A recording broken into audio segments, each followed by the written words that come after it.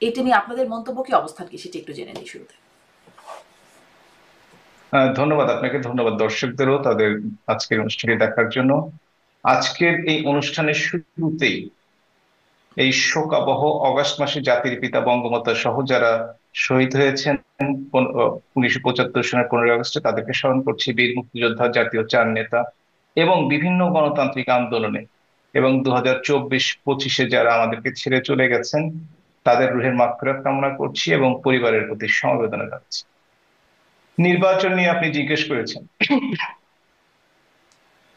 নির্বাচন বাংলাদেশে, নির্বাচন হতে হলে অবশ্যই বাংলাদেশের বড় দুটি দলের অংশগ্রহণে শুধুমাত্র নির্বাচন গ্রহণযোগ্য হবে। বাংলাদেশের সর্বপ্রাচীন দল বাংলাদেশ আওয়ামী লীগ এবং সর্ববৃহৎ দল, এবং সাথে বাংলাদেশের জাতীয়তাবাদী দল, এদের বাদ দিয়ে আসলে কোনো নির্বাচন বাংলাদেশে হওয়ার সম্ভাবনা নেই। অর্থাৎ আপনি যেভাবেই বলুন না কেন, নিবন্ধন স্থগিত রাখা হয়েছে কিংবা কার্যকলাপ নিষিদ্ধ করা হয়েছে, আজ থেকে প্রায় 6 মাসেরও বেশি সময় পরে নির্বাচন, আপনারা দেখবেন ইনশাল্লাহ নৌকা মার্কার আওয়ামী লীগ আবারও নির্বাচনে অংশগ্রহণ করবে। এবং জনগণ যদি নির্ধারণ করেন, যেটাই নির্ধারণ করেন সেটাই বাংলাদেশ আওয়ামী লীগ মেনে নেবে। মানে এই 6 মাসের বেশি সময়ের পরে নির্বাচন, এর মধ্যে আপনারা এমন কিছু করতে সক্ষম হবেন যাতে নৌকা মার্কা নির্বাচনে অংশগ্রহণ করতে পারবে। আর একটু এ বিষয়ে একটু বিস্তারিত শুনবো, কিন্তু আপনি বলছেন বড় দুটি দলের অংশগ্রহণ ছাড়া নির্বাচন গ্রহণযোগ্য হয় না। তাহলে আপনাদের সময় যে নির্বাচন, মানে আওয়ামী লীগ আমলের কথা বলছি, দুটি নির্বাচনে, 14 নির্বাচন এবং 24 নির্বাচনে বড় দুটি দলের একটি দল নির্বাচনে অংশগ্রহণ করলো না। আপনারা তো বললেন নির্বাচন গ্রহণযোগ্য, তখন কেন বললেন? প্রথমত তারা নির্বাচনে অংশগ্রহণ করতে চেয়েছে কিনা। আজ যদি বাংলাদেশ আওয়ামী লীগ বলে নির্বাচনে অংশগ্রহণ করব না, তাহলে দোষটি সম্পূর্ণ আওয়ামী লীগের উপর চলে যাবে। এটা তো আপনাকে বুঝতে হবে। যদি কেউ নির্বাচনে অংশগ্রহণ না করে বা না করতে চায়, নির্বাচনে অংশগ্রহণ করাও যেমন আমাদের একটি সাংবিধানিক অধিকার, না অংশগ্রহণ করাও সাংবিধানিক হুম। অধিকার। সুতরাং কেউ যদি, কোনো দল যদি গণতান্ত্রিক দেশের চিন্তা করে থাকে তারা নির্বাচনে অংশগ্রহণ করবে না, তাহলে সেটা করতেই পারে, এবং মানে তার জন্য নির্বাচনী ট্রেন তারা থেমে কি থাকবে আসলে, না। মানে যদি এভাবে জিজ্ঞেস করি, তারা কি মানে এমনিতেই খুশি মনে নির্বাচন করব না এরকম একটা সিদ্ধান্ত নিয়েছিল, নাকি তাদের মনে হয়েছিল যে নির্বাচন করলে সেই নির্বাচনটা গ্রহণযোগ্য হবে না, যেটি তারা বলেছে আপনাদের সাথে আলোচনাও বিভিন্ন সময়, টক শো প্ল্যাটফর্মে, মাঠের রাজনীতিতে বারবার এই কথাটি বলেছে? পরিস্থিতি কি সেটি ছিল না? তারা কি বলেছে সে ব্যাপারে মন্তব্য করা আসলে আমার ঠিক হবে না, কারণ ওই দলের সাথে আমার কোনো সম্পর্ক নেই। তাদের দলের হাইকমান্ড থেকে কিংবা দলের সিদ্ধান্ত যদি সেটি হয়ে থাকে এবং তারা যদি সেটা বলে থাকে, সেটা সম্পূর্ণভাবে তাদের বিবেচ্য। এ ব্যাপারে অন্য একটি দলের সদস্য হিসেবে আমার সে ব্যাপারে কোনো মন্তব্য করা আসলে ঠিক হবে না। আপনার কাছে মানে এই প্রশ্নটা আমার এখন ছিল না, কিন্তু যেহেতু নির্বাচন বড় দুটি দলের কথা আপনি বললেন, সেজন্যই জিজ্ঞাসা। মানে বিএনপির অংশগ্রহণ ছাড়া তারা নিজেরা অংশগ্রহণ করেনি, তারা নিষিদ্ধ হয়নি তবু অংশগ্রহণ করেনি, সব ঠিক আছে, কিন্তু তাদের অংশগ্রহণ ছাড়া সেই নির্বাচনটি কি আপনি গ্রহণযোগ্য নির্বাচন বলবেন? দেশে বিদেশে সেটি আসলে সেভাবে আপনি জানেন কি বলা হয়, আপনি আপনাদের মতে কি সেটি গ্রহণযোগ্য এখন মনে হয়? আপনি তো জানেন যে বাংলাদেশের এই তিনটি নির্বাচন, দুটি নয় তিনটি নির্বাচন নিয়ে প্রশ্ন আছে, গ্রহণযোগ্যতা নিয়ে প্রশ্ন আছে, এ নিয়ে কোনো সন্দেহ নেই। কিন্তু বাংলাদেশের প্রত্যেকটি নির্বাচন নিয়েই প্রশ্ন আছে। আর শুধুমাত্র আপনার তিনটা নির্বাচন কথা বললে তো আসলে সেটা একটা দলকে দোষারোপ করা হয়ে থাকে। আপনি যদি 88 নির্বাচনের কথা বলেন, যে এরশাদের সময়, কিংবা মধ্য ফেব্রুয়ারি নির্বাচনের কথা চিন্তা করে থাকেন বিএনপির সময়, এই কথাগুলো যদি একসাথে বলতেন, তাহলে মনে করতাম যে একটা লেভেল প্লেইং ফিল্ড মেনটেন করা হচ্ছে, অন্তত টক শোতে, হুম, হুম। রাজপথে না হলেও মাঠে না হলেও। তাহলে অবশ্যই বলা যেতে পারতো সেই নির্বাচনগুলোর কি অবস্থা, কিংবা না, যে ধরুন 15 ফেব্রুয়ারি নির্বাচনগুলোতে নির্বাচন সামরিক হয়েছে, শাসকরা করেছে। তারপরে আসলে সরকার বেশি দিন টিকতে পারে নাই, তারপরে আবার নির্বাচন হয়েছে, আওয়ামী লীগ এসেছে, তারপরে আবার যদি নির্বাচনে কোনো ঝামেলা হয়েছে, মানে নির্বাচনের পরে পট পরিবর্তন হয়েছে, ক্ষমতার একটা পরিবর্তন হয়েছে। কিন্তু আপনারা মানে এটা এই কারণে বারবার হয়তো আলোচনায় আসে 14, 18, 24 এবং তারপরে আর কত যে, যদি আপনারা ক্ষমতায় থাকতেন, তার কি কোনো সীমারেখা ছিল? আপনাদের কি কোনো মনস্তত্ত্ব ছিল যে সামনে নির্বাচনকে গ্রহণযোগ্য করতে আপনারা কি করবেন? কোনো পরিকল্পনা কি ছিল? আমরা তো শুনিনি তখন। আমরা কিন্তু এখনো এই কথাই বলছি যে নির্বাচন নিয়ে প্রশ্ন আছে। বাংলাদেশের যে সমস্ত নির্বাচনগুলো, সেটা ৭৯ নির্বাচন যেটা জেনারেল জিয়াউর রহমান করেছিলেন, 88 নির্বাচন জেনারেল এরশাদ করেছিলেন, ৮৬ নির্বাচন, অনেকগুলো নির্বাচন নিয়ে প্রশ্ন আছে। কিন্তু একটি ব্যাপার খেয়াল করে দেখেন, আপনি যে কথাটি বললেন যে ৮৬ ৯৬ যে মধ্য ফেব্রুয়ারি নির্বাচন, সরকার কিন্তু জনপ্রিয়তা না থাকার জন্য টিকতে পারে নাই। হুম, কিন্তু আওয়ামী লীগের ক্ষেত্রে কিন্তু এইটি ঘটে নাই, এটাও কিন্তু বাস্তবতা, এটা স্বীকার করতে হবে, সে যে কারণেই হোক না কেন। হুম। তাহলে সেই জনপ্রিয়তার এত ধস হঠাৎ করে কেন হয়ে গেল যে ২৪ ভাবে আপনাদের বিতাড়িত হলো, টিকতে পারলেন না আপনারা? হ্যাঁ, এটা একটা খুবই ভালো কথা বলেছেন, যে আসলে কি এমন হলো যে বৈষম্য বিরোধী ছাত্রদের একটা আন্দোলনের মাধ্যমে পরে জনগণ সম্পৃক্ত হয়ে আওয়ামী লীগ টিকতে পারতো না। এটা এক খুবই ভালো প্রশ্ন করেছেন। যখন জাতীয় আন্তর্জাতিক ষড়যন্ত্র এবং বিশ্বাস ভঙ্গ বা বিশ্বাসঘাতকতা ঘটে থাকে, তখনই এই ধরনের ঘটনা ঘটে। এটা শুধু বাংলাদেশে না, পৃথিবীর বিভিন্ন দেশে হয়েছে। আপনি দেখছেন প্রেসিডেন্ট ট্রাম্প নিজে বলেছেন তিনি কিন্তু ইউএসএইড বন্ধ করে দিয়েছেন, কারণ বাংলাদেশের নাকি strengthening of the landscape, political landscape of Bangladesh. কথার অর্থ আমি অনেক বোঝার চেষ্টা করেছি, আপনি আমাকে একটু বুঝিয়ে বললে ভালো হবে। তার অর্থ বুঝি নাই, কিন্তু তার পিছনে টাকা খরচ করা হচ্ছে। আপনি দেখে থাকেন ভলকার টার্ক, ইউএন এর মানবাধিকার কমিশনের তিনি কমিশনার, তিনি কিন্তু বিবিসির সাক্ষাৎকারে স্পষ্ট বলেছেন, আর্মিকে বলে দেওয়া হয়েছে কোন প্রকার পক্ষ অবলম্বন করলে তাদের কিন্তু বাংলাদেশের যে বাংলাদেশের সামরিক বাহিনীর সদস্যরা যে শান্তিরক্ষী বাহিনীতে সেটাতে অসুবিধা হতে পারে। এবং আপনি যদি এখন দেখে থাকেন তাহলে দেখবেন যে এই যে ছাত্রলীগের মধ্যে শিবিরের কর্মীরা লুকিয়ে ছিল, তারা অত্যাচার করেছে বিভিন্নকে, আপনার এগুলো কিন্তু অস্বীকার করার কিছু নাই। এবং আপনারা কিন্তু চিন্তা করে দেখবেন, সেদিন আমি ডক্টর সায়ন্তের একটা টক শুনছিলাম, যে এই যে নাহিদ ইসলাম যিনি এখন ন্যাশনাল সিটিজেন পার্টির আহ্বায়ক, তিনিও নাকি শিবিরের কর্মী, যেটা তাকে জেলে নাকি আরেকজন জামাতের নেতা তাকে বলেছেন, আমি শুনেছি। সুতরাং সবাই মিলে যদি একটা এমন অবস্থার সৃষ্টি হয়েছিল, বিশেষ করে জাতীয় এবং আন্তর্জাতিক ষড়যন্ত্র, এটা ঘটতেই পারে, এবং এই হুম। সময় জনপ্রিয়তা থাকলেও সরে যেতে হতে পারে। আর একটি কথা বলে রাখি, সেটা হচ্ছে আপনি যদি জনপ্রিয়তার মাপকাঠি বাংলাদেশের ক্ষেত্রে, যদিও নির্বাচন নিয়ে প্রশ্ন আছে, তবুও ২০০৮ নির্বাচন বাংলাদেশ আওয়ামী লীগ ৪৮ ভাগের বেশি ভোট পেয়েছিল, হুম। এটা আমি সবাই জানি। আওয়ামী লীগের সবচেয়ে দুঃসময়ে ৭৫ জাতির পিতা বঙ্গবন্ধু শহীদ হওয়ার পরে যে নির্বাচনটি হয় জেনারেল জিয়ার সামরিক শাসনের সময়, সেই সময়টিতে সবচেয়ে খারাপ সময় কিন্তু আওয়ামী লীগ ২৫ ভাগের বেশি ভোট পেয়েছিল, সেটি সবচেয়ে কম ভোট পেয়েছিল তাদের ইতিহাসে। এত কম ভোট কোনোদিন পায়।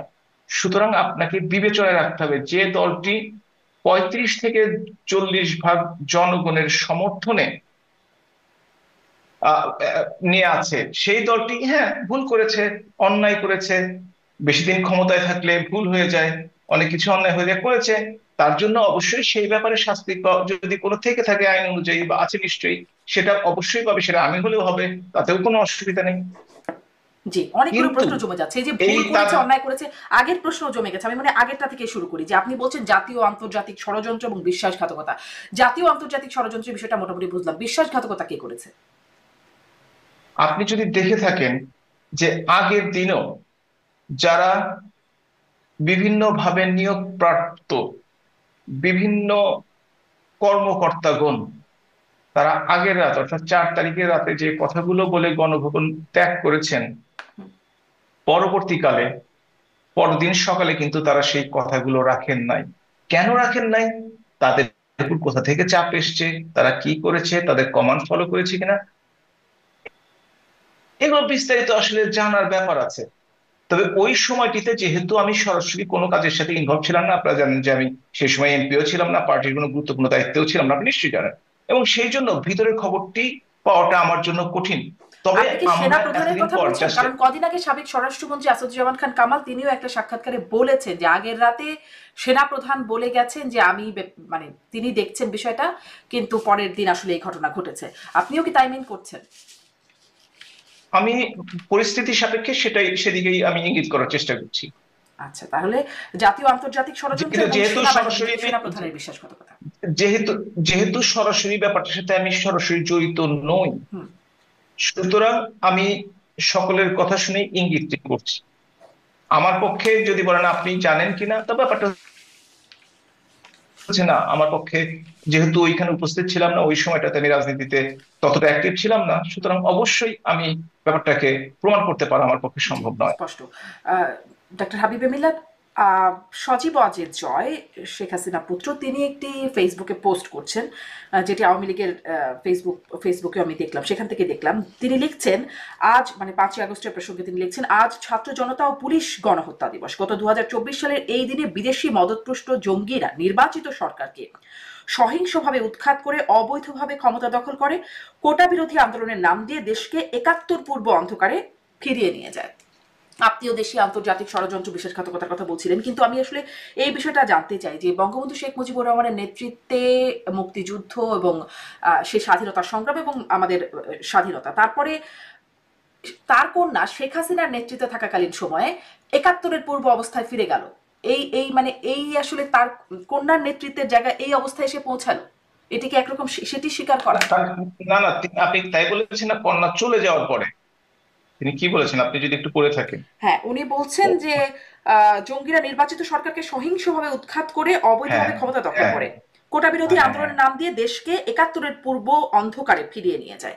কোটা বিরোধী আন্দোলনের হ্যাঁ নাম করে দেশকে 71 পূর্ব অন্ধকারে হ্যাঁ ফিরিয়ে নিয়ে হ্যাঁ যায়। হ্যাঁ হ্যাঁ, আপনি তাহলে প্রশ্নটা এখন ঠিক আছে। সেটা হচ্ছে, আজকে যদি আপনি জুলাই সনদটি দেখে থাকেন তাহলে দেখবেন 19 নম্বর অনুচ্ছেদে লেখা আছে যে ঘোষণাপত্র। তৎকালীন প্রধানমন্ত্রী শেখ হাসিনা পদত্যাগ করে চলে যান। কথাটি সর্বৈব মিথ্যা, কারণ আজকে পর্যন্ত কেউ পদত্যাগ পত্র দেখাতে সক্ষম হয়নি, এটা আপনি জানেন আমিও জানি। যদি আপনি 20 নম্বর অনুচ্ছেদ দেখে থাকেন হুম।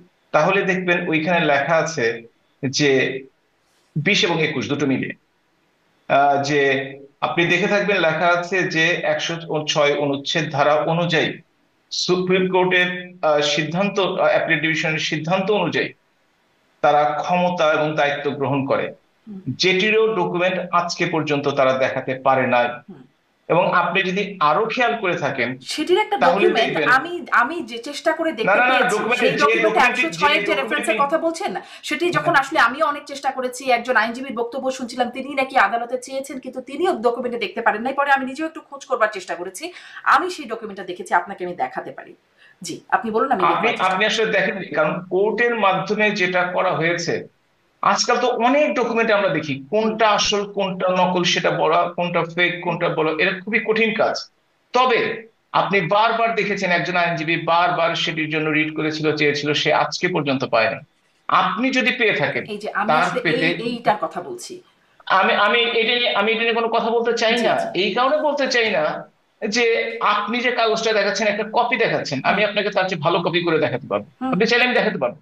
সুতরাং সেটার উপর আমার কোনো আস্থা নাই, কিন্তু কোর্টের মাধ্যমে যে ডকুমেন্টটি চাওয়া হয়েছে সেই কোর্টের ডকুমেন্টটি তখন পর্যন্ত, আজকে পর্যন্ত তাকে দেওয়া হয়নি। আপনি যদি পেয়ে থাকেন তার পেতে কষ্টটা কোথায়? এটা যদি সত্যি হয়ে থাকে তার পেতে কষ্টটা কোথায়? সুতরাং এই ব্যাপারে আমরা আলোচনাটা, মনে হয় যে এই মোবাইলে আছে, মোবাইলে প্রতিদিনই অনেক কিছু আসে। দেখলাম এনসিপি তাদের বীরশ্রেষ্ঠ ঘোষণা করার জন্য দাবি করেছে, একটা ফেক নিউজ, হুম। ওটা তো আমার মোবাইলে এসছে। হুম। সুতরাং এই মোবাইলের নিউজ নিয়ে, ফেসবুকের নিউজ নিয়ে আমি আসলে আমি আলোচনা আসলে করতে মোবাইল ইন্টারেস্টেড ফেসবুকের না। নিউজ না, আমি মানে চেয়ে এটা জোগাড় করেছি এই কিন্তু কোর্ট কেন দেয়নি? কোর্ট কেন সেই ভদ্রলোককে দিলেন না যিনি বারবার চাইলেন? হুম। সেটা তো আপনাকে অবশ্যই বিবেচনায় আনতে হবে। সেই ভদ্রলোকও পরবর্তীতে আপনি, পেয়েছেন কিনা সেটি অবশ্য খোঁজ নেওয়া হয় নাই। না, সে সে কয়েকবার চেয়েছে এবং আজকে পর্যন্ত আমরা জানি তাকে দেওয়া হয়নি। এবং তার উচিত ছিল, যদি আপনি পেয়ে থাকেন, যদি এটা সত্যিকার অর্থে হয়ে থাকে, এবং আপনি যদি জেনে থাকেন প্রধান বিচারপতি এবং ইকবালুর রহিম যারা সেখানে স্বাক্ষর করার কথা, তারা সেই সময় সেনা হুম। হেফাজতে হুম। ছিল, যেটা ক্যান্টনমেন্ট থেকে ডিক্লেয়ার করা হয়েছে। যারা সেনা হেফাজতে থেকে থাকেন তারা কিভাবে মিটিং এ স্বাক্ষর করলেন সেটাও তো প্রশ্ন জাগে। সে প্রশ্নগুলো তো উত্তর দিতে হবে আসলে। সুতরাং কে কোন পেপার কি ডকুমেন্ট দিল এখন আসলে সেটা তো ডিজিটাল ভেরিফাই করার সিগনেচার বা দরকার আছে। ভার্চুয়াল সিগনেচার করবার তো সুযোগ আছে, মানে আমি জানি না যে শেষ ডেফিনেটলি সিগনেচারটা সুযোগ হয়েছে কিনা, আছে, কিন্তু করবার সুযোগ আছে। ডেফিনেটলি করবার সুযোগ আছে এবং সেটা ভ্যালিড, তাতেও কোনো সন্দেহ নেই। কিন্তু করেছেন কিনা, আপনি যেটা দেখলেন সেটা কিন্তু ডিজিটাল সিগনেচার দেখালেন না। আপনি দেখেন সেটা কালি কলমের সিগনেচার, আপনি যেটা দেখেছেন, হুম। আপনি যেটা দেখিয়েছেন আমি আসলে দেখছি এখানে একটা সবার সিল মারা আছে, আমি মানে যেটা দেখলাম নিচের দিকে বিচারপতিদের একটা নাম সিল লেখা আছে, স্বাক্ষর। আহ, হুম, বিচারপতিদের নাম লেখা আছে, এবং তারপরে সিগনেচার হচ্ছে registrar general Bangladesh supreme court, তার তার হ্যাঁ, সিগনেচারটা মানে হাতের সিগনেচার। একজন সিগনেচার করা আছে। হ্যাঁ, সুতরাং এটা নিয়ে আমরা আলাপ না করাই মনে হয় ভালো, কারণ যেটা নিয়ে যে হুম। ডকুমেন্ট ভেরিফাইড না সেই ডকুমেন্ট নিয়ে আসলে টক শোতে কথা না বলাই ভালো। তো সেই জন্য বলছি যে এখন আমরা তাহলে সেই কথাটিতে আসি। প্লাস আপনি যদি দেখে থাকেন সারা দেশের অবস্থা, বাংলাদেশে একটা ভয়ের পরিস্থিতি সৃষ্টি হয়েছে। বাংলাদেশের মানুষরা চাঁদাবাজিতে অতিষ্ঠ, বাংলাদেশের দুর্নীতি, এটা এটা পত্রিকায় এসছে এবং বড় বড় লোকেরা বলেছে 5 গুণ ঘুষ বেড়ে গেছে, 4 গুণ ঘুষ বেড়ে গেছে। এ পর্যন্ত আজকে একটা কানাডিয়ান একটা এজেন্সি, আমি পত্র পত্রিকাও দেখলাম, তারা লিখছে 637 জন মানুষ মব ভায়োলেন্সের মাধ্যমে পিটিয়ে কুপিয়ে তাদেরকে হত্যা করা হয়েছে। 2023 সনে পুরো বছর জুড়ে সেটা ছিল 51 জন। আপনি যদি দেখে থাকেন ছাত্রদের শিক্ষা জীবন নষ্ট হচ্ছে, 5 লক্ষাধিক ছাত্রছাত্রী শুধুমাত্র ছাত্রলীগের সাথে সম্পর্ক থাকার কারণে, যদিও হাসনাত সার্জিসের ছাত্রলীগের সাথে সম্পর্ক ছিল, তারা এখন বড় নেতা, অথচ যারা ছাত্রলীগের সাথে সম্পর্ক থাকার কারণে অনেকে ক্লাসে যেতে পারছে না, অনেকে পরীক্ষা দিতে পারছে না, অনেকে আবার পরীক্ষা দিয়েও রেজিস্ট্রেশন করতে পারছে, পরীক্ষা দেওয়ার জন্য রেজিস্ট্রেশন করতে পারছে না, অনেকে সার্টিফিকেট পাচ্ছে না। এই ধরনের ঘটনা ঘটেই যাচ্ছে। এবং সবচেয়ে যে বড় ব্যাপারটি ঘটেছে যে বাংলাদেশের ইতিহাসে 11 মাসে 3,62,000 গ্রেপ্তার হয়েছে। সেটা বাংলাদেশের কোন সরকারের সময় ছিল না 54 বছরের ইতিহাস। বাংলাদেশে একসাথে 116 জন জনপ্রতিনিধি অর্থাৎ সংসদ সদস্য জেলে আছে, এই ঘটনা বাংলাদেশের ইতিহাসে কোনোদিন হয়নি। এরকম গণ অভ্যুত্থানও কি বাংলাদেশের বাংলাদেশের ইতিহাসে, ইতিহাসে কোনোদিন হয়েছে? বা মানে সব এমপি মন্ত্রী যারা বাংলাদেশে সবাই দেশ ত্যাগ করেছেন বা পালিয়ে বাংলাদেশের গেছেন? গণ অভ্যুত্থান, আমার কথা শুনুন, 69-এ কি হয়েছে আপনি ইতিহাস ভুলে যাবেন না। ও তো বাংলাদেশের আগে আর কি। 69-এ প্রকৃত প্রকৃত গণ অভ্যুত্থান কিন্তু হয়েছে, বাংলাদেশে যার বলছি আমি। মাধ্যমে 1971 সনে বাংলাদেশ স্বাধীন হয়েছে। এটাকে যদি গণ অভ্যুত্থান বলেন আপনি, আমরা তো বলছি, আপনারা তো শুরুই করেছিলাম আমি, দেশীয় বিদেশি অর্থায়নে জঙ্গিদের সম্পৃক্ততায় 700 জঙ্গি আজকে জেল থেকে পালিয়ে গেছে। পরশু দিন আমি আইজি প্রিজনের কাছ থেকে শুনছিলাম যে তাদের মধ্যে 300 জন এখনো ফিরে আসেনি বা গ্রেপ্তার করা শুরু শুরু শুরু হয়নি। অনেকেই ফিরে এসছেন, তাদেরকে তাদেরকে পাওয়া যাচ্ছে না। আপনি দেখেছেন জাতির পিতার বঙ্গবন্ধু ভবন 2 দিন ধরে গুড়িয়ে দেওয়া হয়েছে, সেই সময় সেনাবাহিনী উপস্থিত ছিল, পুলিশ উপস্থিত ছিল, কেউ কোনো বাধা দেয়নি। আপনি দেখেছেন হিজবুত তাহির বাংলা এবং আনসারুল্লাহ বাংলা টিমের পতাকা নিয়ে বাংলাদেশে মিছিল করতে, আপনি দেখেছেন, আপনি একজন নারী, আপনি নারী স্বাধীনতায় বিশ্বাস করেন, সেই নারীদেরকেও বাংলাদেশ ব্যাংক ড্রেস কোড দিয়ে পরে উঠিয়ে নেয়। ফুটবল খেলতে তাদেরকে মানা করা হয়, নাটক বন্ধ করে দেওয়া হয়েছে বাংলাদেশে। বাংলাদেশের যে সংস্কৃতি সেটা কিন্তু বাঙালি সংস্কৃতি, সেই সংস্কৃতিকে তারা ভিন্নভাবে প্রভাবিত করার চেষ্টা করছে। আপনি যেটি বলছেন যে বাংলাদেশে জঙ্গিদের কথা বলছেন যে কিন্তু এই মাইনরিটিদের জঙ্গিরা তো উপর যে হুট করে অত্যাচার উদয় হলো করা না। হয়েছে, মানে আপনি যেটি বলছেন ডাক্তার হাবিবে মিলাদ, এই জঙ্গিরা তো হুট করে উদয় হলো না। এরা মানে বা 5ই আগস্টের পরে একদিনে সব বের হয়ে আসলো, বিষয়টা এরা এরকমটা না। এদের গ্রুমিং হয়েছে, এদের বিস্তার হয়েছে, সেটি তো হয়েছে, যদি হয়ে থাকে সেটা তো আপনাদের আমলে হয়েছে। তার দায় আপনাদের, মানে সেই বিষয়ে আপনাদের ব্যর্থতা আপনারা নেন কিনা? এখানে এই ব্যাপারে অন্তত ব্যর্থতার কথা বলবেন না। বাংলাদেশে হোলি আর্টিজনে 24 জন মানুষ মারা গেছে, বিদেশি নাগরিক অনেক সহ, সেটাতেও নাকি জঙ্গিবাদের কোনো হামলা হয় নাই, এটা নাকি একটা সাজানো নাটক ছিল। এই ধরনের ঘটনাগুলো আজকে বলা হচ্ছে সংবাদপত্রে এবং বিভিন্ন উপদেষ্টার মাধ্যমে। আপনি দেখেন জঙ্গিবাদের পৃথিবীর সর্বত্র জঙ্গিবাদ আছে, কোথাও ইংল্যান্ডেও আছে, আমেরিকায়ও আছে, এবং সেইখানে জানান দিয়ে আসে না। ঘটনা ঘটার পরে স্কুলে ছেলেরা মারা যাওয়ার পরে, কিংবা মসজিদে মুসলিমরা নিহত হওয়ার পরে সেটা খবর হয়, তাদেরকে অ্যারেস্ট করা হয়, তাদেরকে বিচার করা হয়। বাংলাদেশে কিন্তু হোলি আর্টিজানের পরে শোলাকিয়াতে আক্রমণ করতে গিয়েছিল ঈদের নামাজে, আপনার নিশ্চয়ই খেয়াল আছে, এবং তাদের 2 জনকে তখন হত্যা করা হয় জঙ্গিকে। তারপর থেকে কিন্তু জঙ্গিরা বাংলাদেশে মাথা উঁচু করে দাঁড়াতে পারে নাই, এবং যে কোনো ঘটনার আগেই তারা কিন্তু গ্রেপ্তার হয়ে গেছে। সুতরাং উত্থানটা যে আওয়ামী লীগের সময় হয়নি, আর বিস্তার, যারা ছিল আমি বলছি তাদেরকে বিস্তার। বিস্তার এবং তাদেরকে জেলে পোড়া হয়েছে, তাদেরকে শাস্তির আওতায় হয়েছে। 21শে অগস্ট গ্রেনেড হামলায় হয়েছে তো অস্বীকার করবেন? অস্বীকার করতে পারবেন না। সেখানে সব আসামিকে খালাস দেওয়া হয়েছে, কেউ কি দায়ী না? এটা কিতে এটা কিতে কি হয়েছে এটাতে যে এই গ্রেনেড গুলো আকাশ থেকে বৃষ্টির মতো বা শিলা বৃষ্টির মতো শিলের মতো পড়েছে, যে কেউ এর সাথে দায়ী না? দায়ী হচ্ছে ওই শিল বা ওই মেঘ। তারা কিভাবে মুক্ত হয়? সুতরাং জঙ্গিবাদকে যদি আশ্রয় প্রস্তাব দেওয়া হয়, স্বাধীনতা বিরোধী জামাতের কথা বলেন, আমরা দোষ করেছি, অপরাধ করেছি, 15 বছর ক্ষমতায় ছিলাম, অনেক কিছু করেছি আমরা, কিন্তু জামাত ইসলামের মতো তো অপরাধ আমরা করি নাই। 30 লক্ষ শহীদ হয়েছে জামাতে ইসলাম এবং তাদের দোসর পাকিস্তানিদের হাতে, 2 লক্ষ মা বোনের সম্ভ্রম গেছে, সেই অপরাধটি তো আমরা করি নাই কখনো। এরশাদের সময় চিটাগাংয়ের লালদিঘির ময়দানে 24 জনকে গুলি করে একসাথে হত্যা করা হয়েছে। 21শে অগস্ট নিয়ে আমার বিএনপির সময় করা হয়েছে একই দিনে। সবগুলো হত্যাকাণ্ডে আমরা ঘৃণা করি, আর তাদের আর এই যে বিচার চাই। এই গণ অভ্যুত্থানের কিন্তু সময় জাতিসংঘ বলছে 1400 মানুষ হত্যাকাণ্ড জাতিসংঘের হয়েছে। রিপোর্টটি যদি আপনি দেখে থাকেন, দেখেছি। আপনার কি একটু চেয়েছিলেন যে জাতিসংঘ আপনার রিপোর্টটি 1400 লোকের একটি লিস্ট দিন? কেউ চেয়েছিলেন আপনারা একবারও? নাকি 1400 চুপ করে গেলেন?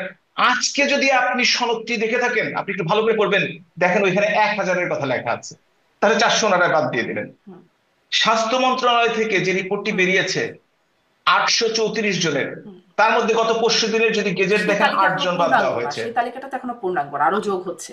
1 বছরে যে সরকার তালিকা পূর্ণাঙ্গ করতে পারে না, সেটি একটি ব্যর্থ সরকার।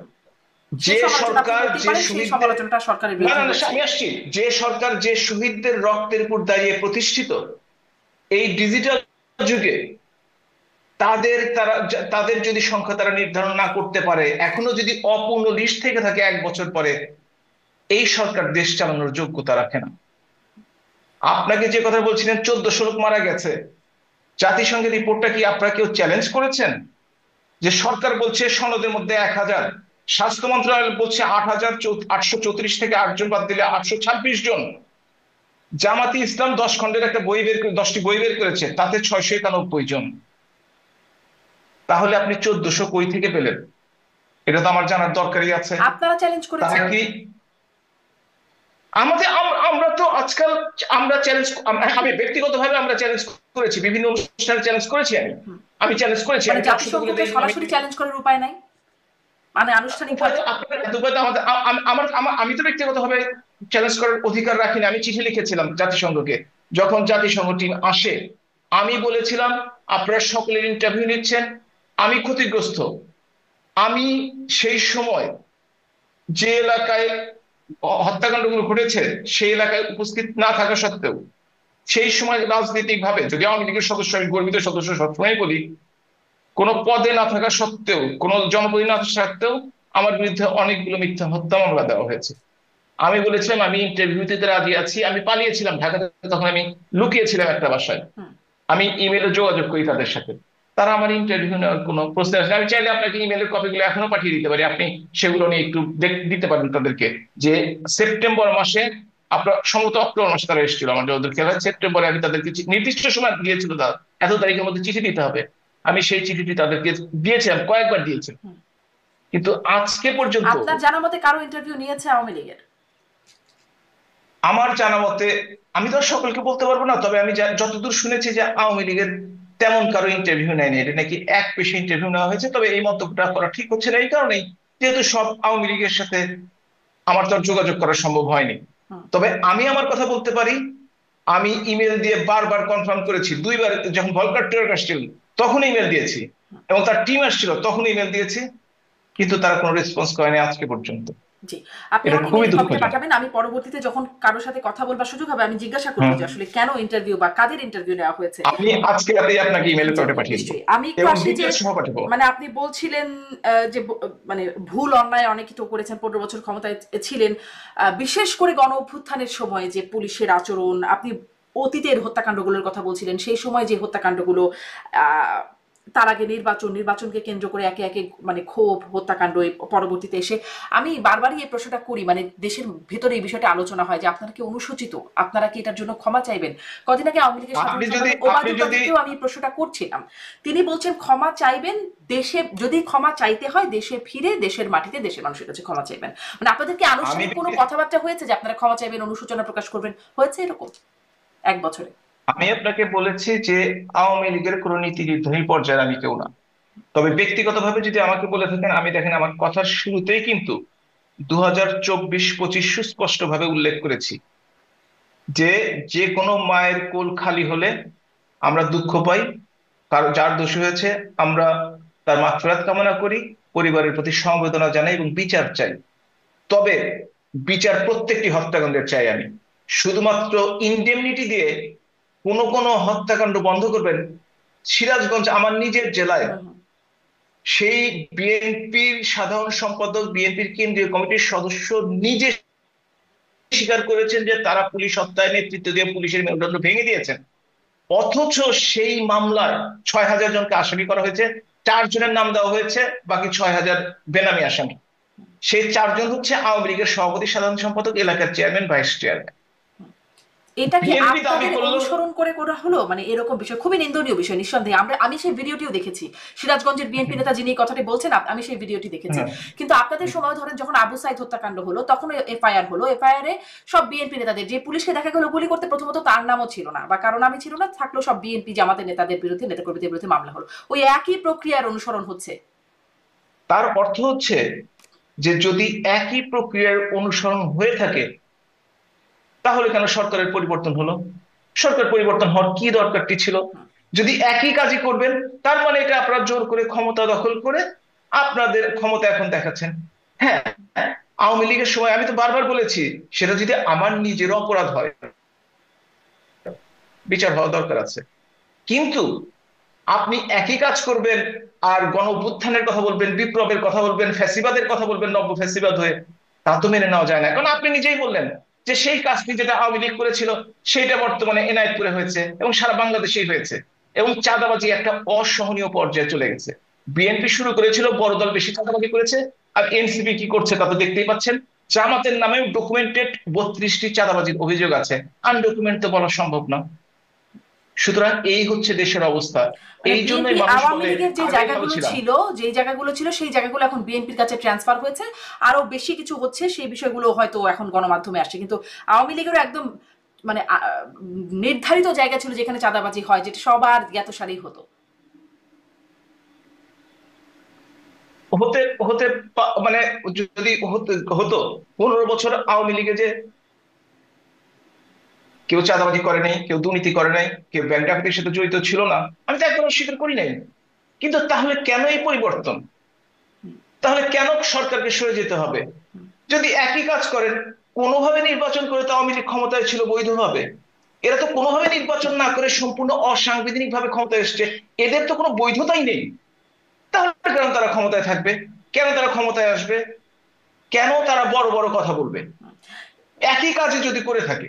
হুম, জি, মানে এটা তো আসলে পরে করছে। মানুষের প্রত্যাশা নিশ্চয়ই ছিল একই কাজ হবে না, সেই প্রত্যাশা নিশ্চয়ই ছিল যেটির হয়তো ব্যত্যয় ঘটছে বা পূরণ হচ্ছে না।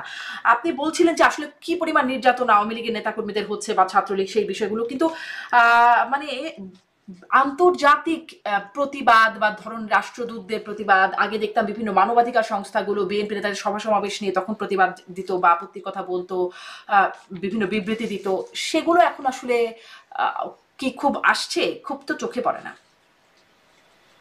আপনারাও কিন্তু দেখে থাকবেন আওয়ামী লীগ ক্ষমতায় ছিল 15 বছরের বেশি সময়। সেগুলো যদি একত্রিত করেন তাহলে এখন যেগুলো আসছে তার সংখ্যার দিক দিয়ে হয়তো কম, কিন্তু প্রথম 4-5 বছর, 7 বছর, 6 বছরে কিন্তু এগুলো তেমন কিছু দেখতে পান নাই। আপনি কিন্তু দেখতে পান নাই। এখন আপনি যেহেতু শেষের দিকের স্মৃতিগুলো আপনার মনে আছে, হুম। তারপরও আজকে পর্যন্ত যদি টিআইবি রিপোর্ট দেখে থাকেন, গতকালকে যেটি প্রকাশিত হয়েছে, সেই টিআইবি রিপোর্টটিও যদি আপনি দেখে থাকেন তাহলেও আপনি দেখবেন কি ভয়াবহ চিত্রটি উঠে এসেছে। আমি আপনার জন্য আসলে টিআইবি রিপোর্টটি নিয়ে বসছি আজকে জাস্ট বসছেন, কিন্তু বলার আগে জন্য। যখন টিআইবি রিপোর্ট নিয়ে আমরা বসতাম আপনাদের সাথে আলোচনায়, আপনারা তখন বলতেন এটি উদ্দেশ্য প্রণোদিত, এক পেশে, সঠিক নয়, এরকম কথা বলতেন। আমি আবার একই কথায় আসি, আমরা যদি তর্কের খাতে বলি দোষ করে থাকি, সেই দোষের জন্যই তো আমাদের আজকে দেশ ছাড়তে হয়েছে, ক্ষমতা ছাড়তে হয়েছে। তাহলে একই দোষ যদি তারা করে থাকে, তারা কিভাবে ক্ষমতায় থাকে? সেই প্রশ্নের উত্তর আমাকে দেন। আমরা তো বলছি যে আমরা ধোয়া তুলসীর পাতা না, আপনারা তো 15 বছর কিন্তু ছিলেন, সেই কেবল 1 বছর। সেই জন্য তো সেই ও তার মানে তাদেরকে, আমরা 15 বছর থাকার জন্য তাদেরকে 15 বছর এই আমাদের যে অন্যায়গুলো আপনারা বলেন, সেই অন্যায়গুলো আরো বেশি করে করার সুযোগ দিতে হবে, এটাই তো বলতে না না, চাচ্ছেন। মোটেও সুযোগ দিতে হবে বলছি না, মানে আপনি সেটাই বলতে 15 বছরে চাচ্ছেন ক্ষুব্ধ হয়ে আপনাদের এই পরিণতি হয়েছে। যদি ক্ষুব্ধ হয় মানুষ, মাত্র 1 বছর গেছে, সামনে পরিণতি হবে না, সেটাই বা কে বলছে? সেটা বলছেন এই যে আপনাদের মতো লোকজনই বলছেন, কারণ আপনারা উঠিয়ে আনেন গল্প যে এই সময় এই ঘটনাটি ঘটেছে। আপনি 15 বছরকে 15 দিয়ে ভাগ করুন, আর এই বছরকে তুলনা করুন। আমি 2023 সালের একটি ঘটনা আপনাকে বলেছি, যে বাংলাদেশে মব লিঞ্চিং এ, মব ভায়োলেন্সে 51 জন মারা গেছে, 2023। আর অগাস্ট 2024 থেকে আজকে পর্যন্ত ডকুমেন্টেড ডেথ, নট আনডকুমেন্টেড, আরো বেশি হবে, 637 জন। আজকে এই ছয়শো সরকার সাঁইত্রিশ জন আবার দেখায়, যেমন ইন্টারন্যাশনাল ধরুন, ম্যাগাজিন। আমি দেখছিলাম ইউএনএইচসিআর, দেখেন, sorry HRW, human rights watch, তারা বলছে বাংলাদেশে মানবাধিকার রক্ষায় ঘাটতি দেখছে, তারা এই সময়টা বলছে আর কি, ঘাটতি দেখছে। তবে শেখ হাসিনার নেতৃত্বাধীন সরকারের 15 বছর শাসন আমলে ভয় ও দমন পীড়ন এবং ব্যাপকভাবে জোরপূর্বক গুমের মতো ঘটনা ঘটেছিল, সেটি কিছুটা অবসান হলেও রাজনৈতিক প্রতিপক্ষকে নির্বিচারে আটক এবং মানবাধিকার রক্ষার জন্য এখনো পদ্ধতিগত সংস্কার সম্ভব হয়নি। মানে তাহলে কি বুঝলেন আপনি? আমার কথাটাই তো ঠিক, হ্যাঁ। যে আপনারা একটা সরকারকে দোষারোপ করে ক্ষমতাচ্যুত করলেন। হুম। ফাইন, দেশের ভালো করবেন, দেশে মানে আমি আসলে অর্থনৈতিক এখানে উন্নতি বলার হবে, চেষ্টা করছিলাম যে আইন আপনি মব শৃঙ্খলা নিতে লিঞ্চিং হবে, এর কথা শিক্ষা বলছিলেন, নিতে হবে। আপনি আসলে মবের আমি কথা সেটাই বলছিলেন, বলছিলাম। ডাক্তার না হাবিবুর না, নীলা। মব তো একটা ইস্যু, হুম। মব তো একটা ইস্যু। আইন শৃঙ্খলা পরিস্থিতি তলানিতে পৌঁছে গেছে। জি।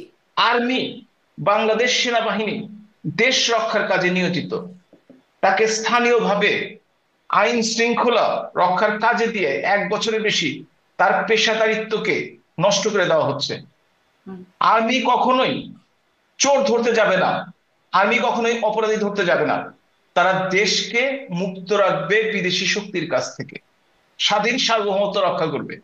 কিন্তু তাদের কাছে পুলিশের কাজ দিচ্ছেন, আনসারের কাজ দিয়ে তাদের ইমেজটা, এটাও কি আন্তর্জাতিক ষড়যন্ত্র কিনা কিংবা দেশীয় ষড়যন্ত্র কিনা, যে আর্মির ইমেজটাকে নষ্ট করে ফেলবো, সেটাও কিন্তু আপনাকে চিন্তা করে দেখতে হবে। জি, আপনি এই আবারও সেই চিন্তাগুলো, আন্তর্জাতিক এগুলো চিন্তা করা অবশ্যই দরকার আছে। আন্তর্জাতিক ষড়যন্ত্রের কথা এই বলছেন। চিন্তা এইগুলো, হ্যাঁ, না আন্তর্জাতিক না, আমি আরেকটা বলছি না বিষয় একটু ষড়যন্ত্র কিনা। আপনারা লক্ষ্য করেছেন কিনা, যখন ঘোষণাপত্র 5ই আগস্টে প্রধান উপদেষ্টা পাঠ করছেন, সেই দিনই কক্সবাজারে গুঞ্জন উঠছে এবং কিছু তথ্য প্রমাণ পাওয়া যাচ্ছে, পিটার হাসের সাথে বৈঠক করছেন এনসিপির শীর্ষ নেতা, কয়েকজন নেতা, হাসনাত, সার্জিস, নাসিরুদ্দিন পাটোয়ারি, জারা তাসনিম, তাদের বৈঠক হচ্ছে। এবং তার একদিন আগেই তাদেরই সহযোদ্ধা বর্তমান উপদেষ্টা মাহফুজ আলম, তিনি বলছেন 1-11 পদধ্বনি শোনা যায়। আপনারা কি কিছু শুনতে পাচ্ছেন? যদিও সেই স্ট্যাটাসটি আবার তিনি উঠিয়ে নিয়েছেন। উঠিয়ে নিয়েছে, তার তার একটা ভালো স্বভাব আছে, হঠাৎ করে কিছু দিয়ে দেন এবং ঘন্টা খানেক বা ঘন্টা তিনেক পরে সেগুলো উঠিয়ে নেন, এটা তার একটা অভ্যাসের মধ্যে পড়ে। কিন্তু দেখেন, ডক্টর ইউনূস, যাকে আমরা বুদ্ধিমান ভাবতাম, জ্ঞানী লোক ভাবতাম, কেমন নির্বোধের মতো কাজ করেন। এই ধরনের মানুষকে উপদেষ্টা বানায় যারা দেশ চালাচ্ছে, যারা নিজেদের কথায় 1 ঘন্টা বা 3 ঘন্টা ঠিক থাকতে পারে না, স্থির থাকতে পারে না, সেই সমস্ত মানুষকে উপদেষ্টা বানায়। এই হচ্ছে ডক্টর ইউনূস। আপনি পিটার হাসের কথা বলেছেন। পিটার হাস একটা কোম্পানির প্রতিনিধি হিসাবে তিনি চিটাগাং এসেছেন। চাকরি চাকরি কিন্তু তিনি নিজে ছেড়ে দিয়েছিলেন, আপনার নিশ্চয়ই স্মরণ আছে। এবং তিনি লবি করে কাজটা নিয়েছেন, এবং সেই সেই হিসেবে তিনি পুরস্কার হিসেবে এই চাকরির হিসেবে চট্টগ্রামে কাজটি করছেন। তিনি তিনি থাকেন ওইখানে, ঢাকাতে থাকেন। তিনি আজকে একটা ইম্পর্টেন্ট দিন আমাদের জন্য, যেমন একটা দুঃখের দিন, হতাশার দিন, ক্ষমতা হারানোর দিন। এনসিপি বা ছাত্রদের জন্য, যারা সম্মুখ সারিতে নেতৃত্ব দিয়েছে, যে 4 জন অবশ্যই নেতৃত্ব দিয়েছে, তারা তারা কেন সকালে উঠে চিটাগং চলে যাবে, কক্সবাজার চলে যাবে? এবং তারা যদি বলছে পদযাত্রা করে অসুস্থ হয়ে গেছে, তাদের বিশ্রামের প্রয়োজন, ঠিক আছে, 18,000 টাকা হোটেল তাদের কোনো দিনে দেওয়া কোনো সমস্যা না।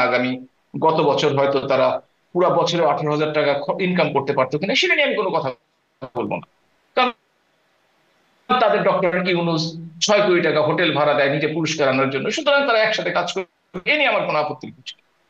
আমার আপত্তিটা হচ্ছে এই গুরুত্বপূর্ণ দিনে 4 জন গুরুত্বপূর্ণ নেতা পিটার হাসের সাথে দেখা করার জন্য। এবং আপনি যদি দেখে থাকেন, আপনার কাছে নিশ্চয়ই সেই কপিটি এসছে, এয়ারপোর্ট দিয়ে 19টা 10 অর্থাৎ 7টা 10 মিনিটে তিনি কক্সবাজার এয়ারপোর্ট থেকে ঢাকা বা দেশের বাইরে চলে গেছেন। এবং সিসিটিভিতে দেখা গেছে, নিশ্চয় ফুটেজ আপনি দেখেছেন, ওই যে টিউলিপ হোটেলের করিডোরে তাকে দেখা গেছে। কিন্তু যদিও হোটেল অস্বীকার করেছে যে তাদের ওখানে কোনো বিদেশি গেস্ট নেই, তিনি কি তাহলে লুকিয়ে বাংলাদেশি কোনো কারো নামে রুম বুক করে সেই রুমটিতে ছিলেন? এইটা যদি বিদেশি ডিপ্লোম্যাট, বিশেষ করে আমেরিকান অ্যাম্বাসেডার স্বভাব হয়ে থাকে, এবং তারা কেন আজকে এই গুরুত্বপূর্ণ দিনটিতে, যেটিতে আজকে তাদের ইয়েতে থাকার কথা, পার্লামেন্টের সামনে মানিক এভিনিউতে থাকার কথা ছিল এই 4জন নেতার, কারণ তারা তার গুরুত্বপূর্ণ, তারা থাকেনি। অর্থাৎ তাদের এর চেয়েও কোনো গুরুত্বপূর্ণ কাজ আছে। সেটা কি করিডোর? সেটা কি সেন্ট মার্টিন? সেটা কি চিটাগং পোর্ট? আমরা জানি না, কিন্তু এর খবর আমরা বের করবোই, আমরা জানবোই কেন এই 4জনকে পিটার হাসের সাথে দেখা করতে হলে কক্সেস বাজারের টিউলিপ হোটেলে যে দেখা করতে হবে, কেন আপনারা কি গোপনে একা এই এগারোর মতো গুরুত্বপূর্ণ কিছু দিনটি পদধ্বনি শুনতে পান? মাহফুজ আলম যেমন শুনতে পাচ্ছেন, মানে একা এগারোর মতো কিছু, যেটি আসলে মির্জা ফখরুল ইসলাম আলমগীর 5ই আগস্টের পর পর প্রায় বলতেন, তিনি তখন সেটি শুনতে পাইতেন, এখন আর খুব বেশি শুনছেন না, কিন্তু মাহফুজ আলম এখন আবার শুনতে পাচ্ছেন। আসলে একটা, যদি কেউ কাউকে ভয় দেখানো, যেমন একটা ভয়ের সংস্কৃতি বাংলাদেশে তৈরি হয়েছে, এটা থেকে সাধারণ জনগণ যেমন মুক্ত নয়, তেমনি ভাবে বাংলাদেশের উপদেষ্টারও মুক্ত নয়। তারা স্ট্যাটাসটা দেন রাত 3টা 4টার সময়। একজন সুস্থ স্বাভাবিক মানুষ কখনোই অত রাত পর্যন্ত জেগে থাকে না। এবং আপনি যদি এনসিপি বা উপদেষ্টাদের স্ট্যাটাস দেখে থাকেন, রাত 2টার আগে তারা কিছু দেয় না। তারা কি সারা রাত জেগে থেকে, কেন তাদেরকে 3টা 4টা পর্যন্ত জেগে থাকতে হবে? সেটি তার তারা ব্যক্তিগত ব্যাপার। না না, কোনো ব্যক্তিগত ব্যাপার না। আমি একজন ডাক্তার মানুষ, আমি জানি সুস্থ মস্তিষ্কে কাজ করতে হলে তাদেরকে অবশ্যই একটা নির্দিষ্ট ঘন্টা ঘুমাতে হবে। হুম। এবং যেটা বিশেষ করে যারা এত গুরুত্বপূর্ণ দায়িত্বে আছে, তাদেরকে অবশ্যই ঘুমাতে হবে, অথবা তারা ভুল করবে যেটা জাতির জন্য ভয়ঙ্কর একটা বিপদ হিসেবে আসবে। হুম। আমি ডাক্তার হিসেবে জানি এটা, এটুকু পড়াশোনা আমার আছে। হুম। সুতরাং তারা সেই কাজটাও করছে না, এবং প্রমাণ দিয়ে করছে না। এবং তারা স্থির মস্তিষ্কের না, তারা একটা স্ট্যাটাস দিয়ে পরের মুহূর্তে সেটা উঠিয়ে নিচ্ছে।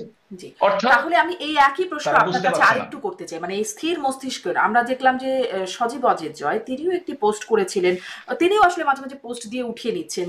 আপনি যেটি মাহফুজ আলমের ভালো স্বভাব বলছেন এবং এটিকে আবার বলছেন স্থির মস্তিষ্কের কাজ নয়। তিনি যেমন ধরেন, খুব আলোচনা যখন হলো, বিবিসি যখন ওই ভয়েস ক্লিপটির সত্যতা যাচাই করার কথা বলে, যে তারা এটা সত্যতা সম্পর্কে মোটামুটি নিশ্চিত হয়েছে যে শেখ হাসিনা বলছেন লেথাল ওয়েপন ব্যবহারের নির্দেশ দিচ্ছেন, যেই ফোন আলাপটি শোনা যাচ্ছে, সেটির বিষয়ে সজীব অজের জয় ফেসবুকে লিখছেন যে এটি 2016-র ওই হলি আর্টিজানের ঘটনায় জঙ্গি দমনের নির্দেশ দিচ্ছেন শেখ হাসিনা। পরে আওয়ামী লীগ দাবি করলো যে এটি আসলে এআই দিয়ে করা, এবং সজীব অজের জয় তার আগেই সেটি আবার উঠিয়ে নিলেন। তিনিও কি স্থির মস্তিষ্কের না? যদি কেউ, বিশেষ করে গুরুত্বপূর্ণ লোকজন, তারা যেটা বলবে সেটা চিন্তা ভাবনা করে বলে, এটা যদি মাহফুজের ক্ষেত্রে সত্য হয়ে থাকে, এটা সকলের জন্য সত্য, এটা অস্বীকার করার কোনো কারণ নেই। ভুল মানুষ একবার করতে পারে, কিন্তু মাহফুজুর রহমান বারবার ভুল করছেন। হুম। এটা মানুষ একবার, মানুষ ভুল করতেই পারে, কিন্তু ভুল যদি বেশি হয়ে যায়, তখন তার স্থিরতা সম্বন্ধে মানুষের প্রশ্ন উঠতে মস্তিষ্কের পারে। জি, প্রশ্ন সেই উঠতেই বিষয়ে পারে। প্রশ্ন উঠতে পারে, স্পষ্ট আপনার এই হ্যাঁ, বক্তব্যটা। কিন্তু ওই জায়গাটায় যদি, যেহেতু আসলে একটু আরেকটু জিজ্ঞাসা করি, যে সেই বক্তব্যটা লেথাল ওয়েপন ব্যবহারের নির্দেশনার জায়গায়, সেটি নিয়ে আমি কদিন আগেও আপনাদের নেতাদের সাথে কথা বলবার চেষ্টা করেছি। এই যে যে দ্বৈততা, সজীব অজের জয় প্রথমে বললেন যে এটি 2016-র ঘটনা, হলি আর্টিজানের ঘটনা, আওয়ামী লীগ বললো এআই দিয়ে করা, কিন্তু অনেক নেতারাই আবার সজীব অজের জয়ের সেই বক্তব্যটা, তারা আবার সেই বক্তব্যের সুরে লিখেছেন। ফেসবুকে ফলো করছিলাম, অনেকেই বলছেন যে এটি আসলে 16-র ঘটনা। কিন্তু শেখ হাসিনা তো প্রায়ই কথা বলছেন, বিভিন্ন নেতাদের সাথে কথা বলছেন, ফোন আলাপ হচ্ছে তার অনেকের সাথে, তিনি কেন এই বিষয়টি নিয়ে কথা বলছেন না? এটি কি আপনি কোনোভাবে জেনেছেন বা জানতে চেয়েছেন আপনারা, যে তিনি কেন এটি নিয়ে বলছেন না? এটি তো একটা খুব মারাত্মক অভিযোগ। যেমন ধরুন, কিছুদিন আগে তিনি এটা নিয়েও কথা বলেছেন যে আদালত যখন তার বক্তব্যের প্রেক্ষিতে তাকে আবার 6 মাসের কারাদণ্ড দিয়েছে, সেটি নিয়েও তিনি পরবর্তীতে কথা বলেছেন। কিন্তু এটি এত বড় অভিযোগ উঠছে, তিনি কেন কথা বলছেন না? একটা খুবই গুরুত্বপূর্ণ প্রশ্ন আপনি করেছেন। এবং আপনি দেখুন যে উনি আজকে এখনো টেলিগ্রাম গ্রুপে কথা বলছেন। হুম। আসলে কারো হয়তো প্রশ্ন করলে তিনি উত্তরটা দিবেন, কিন্তু যে এই সমস্ত কথাবার্তা যদি প্রোপাগান্ডা হয়ে থাকে, কিংবা তিনি যদি মনে করে থাকে, আমি জানি না, আমার সাথে কথা হয়, প্রোপাগান্ডা হয়ে থাকে, তাহলে সব প্রোপাগান্ডার উত্তর দেওয়াটা সমীচীন সবসময় নেয়, নাম্বার ওয়ান। নাম্বার টু হচ্ছে, জাতিসংঘ ফেসবুকে যারা বলছে, লেখেন, বিবিসি বলছে, সত্যিকার এত আলোচনা হয়ে যাচ্ছে, না এটা না কেউ থেকে না প্রোপাগান্ডার না, কথা আমি বলছে। কিন্তু ফেসবুকের কথা বলছি, আমি বিবিসির কথা বলি নাই, আমি জাতিসংঘের কথা কিন্তু বলি নাই। হুম,